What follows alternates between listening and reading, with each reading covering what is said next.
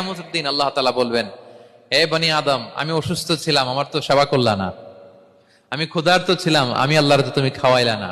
মানুষ বলবে, ইয়া রাব্বাল আলামিন, আপনি তো আরশের মালিক, রাজাধিরাজ, আপনারে কিভাবে সেবা করি, আপনারে কিভাবে খাওয়াবো?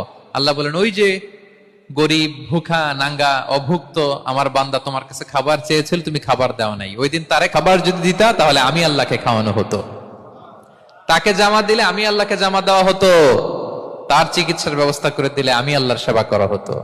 সুবহানাল্লাহ। ইফতার শেয়ারিং অনেক বড় সওয়াবের কাজ, মানুষকে খাওয়ানো অনেক বড় সওয়াবের কাজ। এগুলো যেন আমরা করি।